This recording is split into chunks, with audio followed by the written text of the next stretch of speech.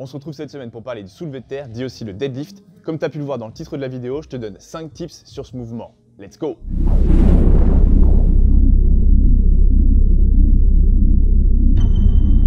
Première des choses, il faut bien comprendre que tu n'es pas forcément fait pour faire du soulevé de terre, départ au sol. À la base, la hauteur de la barre est complètement arbitraire. Elle a été fixée par les gens qui faisaient de l'haltérophilie pour la compétition. Entre autres, la première des références, c'est pour ne pas se faire écraser la tête par la barre au cas où l'athlète bascule en arrière avec la barre. Alors pour voir la hauteur de la barre, tu te mets sous la barre, t'envoies les hanches loin derrière, tu gardes les bras tendus et le dos le plus droit possible. Si tu arrives à attraper la barre, tu peux te permettre de faire un départ au sol. Si tu te rends compte que ton dos s'arrondit légèrement, monte la barre jusqu'au stade où ton dos ne s'arrondit plus. Bien sûr, si tu es dans le cas où tu dois surélever la barre pour faire ton soulevé de terre en gardant le dos droit, je t'invite fortement à travailler ta mobilité et ta souplesse afin de pouvoir pratiquer ce mouvement départ au sol.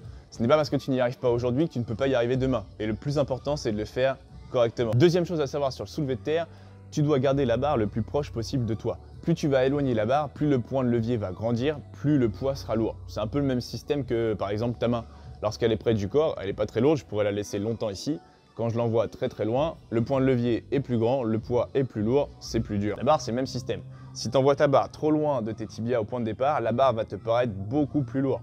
Si tu la ramènes et que tu la colles sur tes tibias, à ce moment-là, la barre est le plus léger possible. Tu pourras donc utiliser ce mouvement avec le plus de poids possible. Troisième chose à savoir sur le soulevé de terre, la façon dont tu attrapes la barre. Tu peux l'attraper en pronation avec les pouces l'un vers l'autre. Du coup, tu vas beaucoup engager sur les avant-bras et ça va te faire beaucoup taffer justement cette partie-là de ton corps en plus de tous les muscles que tu sollicites dans le soulevé de terre, ce qui peut être vachement intéressant. Le point faible de cette prise, c'est que du coup, la barre va avoir beaucoup tendance à glisser et la plupart du temps, ton échec sera plus sur ta poigne que sur les autres groupes musculaires, qui peut être un petit problème. La deuxième prise, c'est la prise mixte, celle avec une main en supination et une main en pronation. Cette prise évite justement que tu perdes le grip et que tu lâches ta barre. Par contre, elle a deux gros points négatifs. Le premier, tu travailles en déséquilibre musculaire.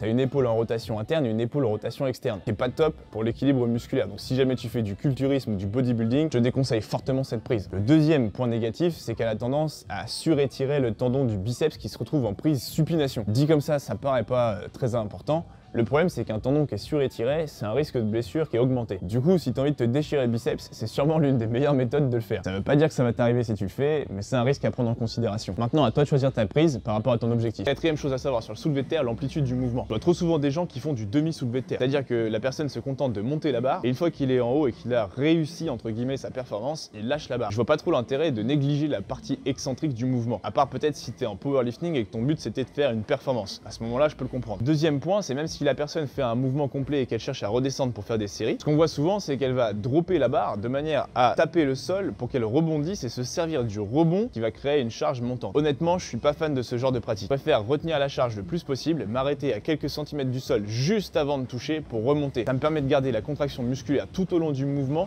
et d'avoir de meilleures sensations. Si tu l'as jamais testé, je t'invite fortement à le faire. Cinquième astuce sur le soulevé de terre, la manière dont tu charges la barre. C'est sûrement là où tu as le plus de chances de te blesser parce que c'est là où tu es le plus négligent sur ta position et sur la façon dont tu vas charger la barre. Je t'invite fortement à charger la barre comme ça, toujours de l'extérieur vers l'intérieur. Tu te mets au-dessus de la barre et tu tires les poids sur la barre.